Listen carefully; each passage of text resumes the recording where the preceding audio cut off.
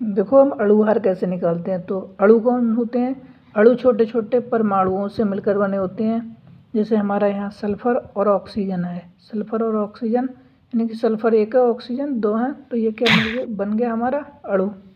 तो अणुभार यानी molecular weight. Molecular weight कैसे निकालते हैं? तो प्रत्येक जो परमाणु है इसमें या एलिमेंट है, इन सब का हमें जो भी भार है, अगर उसको हम प्लस कर देंगे यानी कि ऐड कर देंगे सभी एटम्स का, जो इसमें जो भी हमारे एटम हैं यानी कि परमाणु, सभी परमाणुओं का भार अगर हम प्लस कर देंगे तो हमारा फाइनली क्या निकलेगा? परमाणु भार। तो हमारा यहाँ सल्फर का एटॉमिक नंबर, अगर परमाणु संख्या की बात करें तो सल्फर का परमाणु संख्या होता है यहाँ पे 16। तो 16 यानी कि जो 16 हमारा क्या है? इवन है यानी कि सम है। तो सम यानी कि सम वालों को अगर हम 2 से मल्टीप्लाई कर दें तो उसका क्या निकलेगा? उसका निकलेगा भार यानी कि। तो सल्फर का कितना भार है?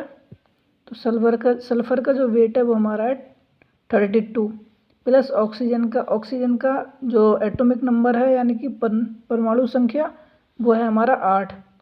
तो 8 हमारा क्या है? सम है यानी कि इवन है, इवन नंबर। तो हमारा इसको भी अगर हम 2 से मल्टीप्लाई कर दें तो क्या होगा हमारा?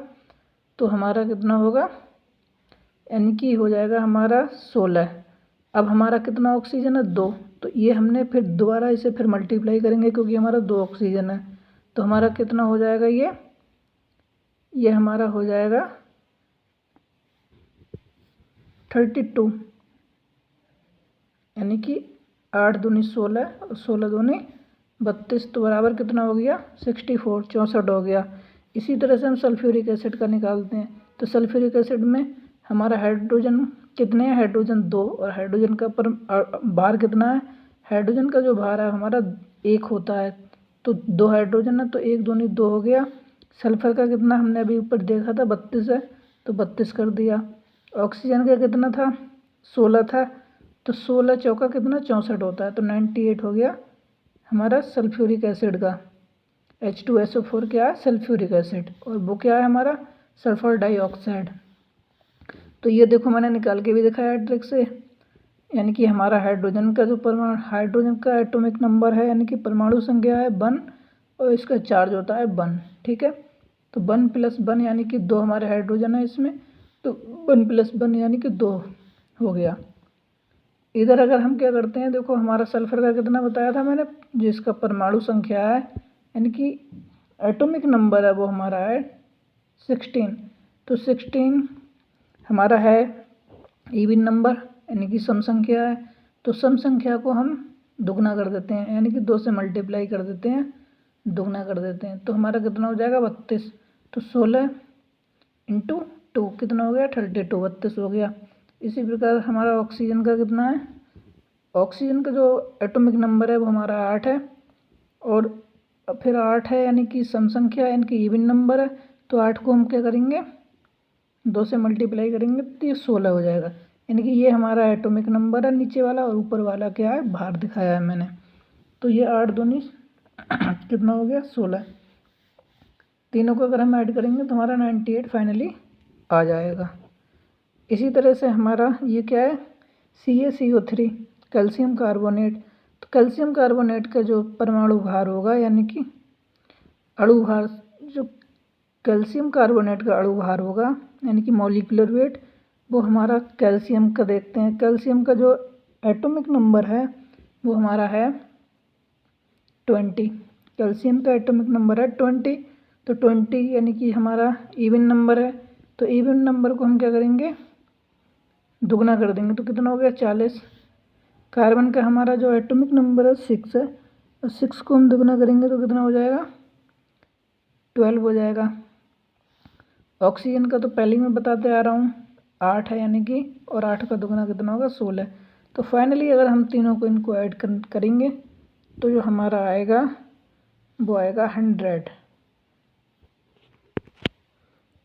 इसी तरह से हम एक देखते हैं ऑड नंबर का। ऑड नंबर में मैंने एग्जांपल लिया है NaOH का। NaOH यानी कि सोडियम हाइड्रोक्साइड। तो सोडियम हाइड्रोक्साइड का मोलिकुलर वेट कितना होगा? तो सोडियम हाइड्रोक्साइड का मोलिकुलर वेट निकालने के लिए हमें करना पड़ता है सोडियम।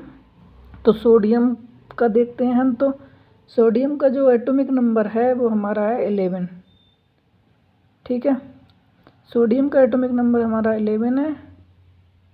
और फिर इसको हम क्या करते हैं, इसको दुगना करने के बाद हम +1 करते हैं। इसे दुगना करने के बाद +1 करेंगे तो 11 दूनी 22 + 1 23 हो जाएगा। और हाइड्रोजन का तो 1 है ही, मैं ऊपर बताते आ रहा हूँ। ऑक्सीजन का हमारा 16 हो गया, क्योंकि 8 उसका नंबर है, एटॉमिक नंबर, तो 8 दूनी 16 हो गया। तो हमारा फाइनली जो निकलेगा 23 + 1 + 16 = 40, यानी 40 ग्राम पर मोल। इसकी जो यूनिट होती है ग्राम पर मोल। तो हमारा NaOH का जो मॉलिक्यूलर वेट है वो कितना है, 40 ग्राम पर मोल। ठीक है, तो इसी तरीक़ा से हमारा NaCl यानी कि सोडियम क्लोराइड, साधारण नमक, खाने वाला नमक। तो इसका देखते हैं, तो सोडियम का ऑलरेडी बता दिया मैंने 23 हो गया, प्लस हमारा जो हमारा क्लोरीन है, क्लोरीन का जो एटॉमिक नंबर है वो होता है हमारा 17। तो सिंपल सी बात है, 17 दूनी हमारा होगा 34, 17 दूनी 34 होता है, और +1 कर दो तो 35।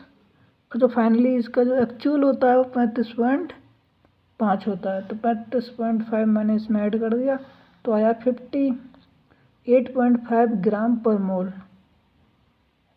इसी तरह से हम कोई भी मॉलिक्यूल हो उसका मॉलिक्यूलर वेट निकाल सकते हैं। इससे पहले हमें उनका जो हमारे उसके एलिमेंट हैं, जो हमारे उसमें परमाणु हैं, उनका वेट हमें आना चाहिए, तभी हम किसी भी मॉलिक्यूलर का मॉलिक्यूलर वेट निकाल सकते हैं। Thank you.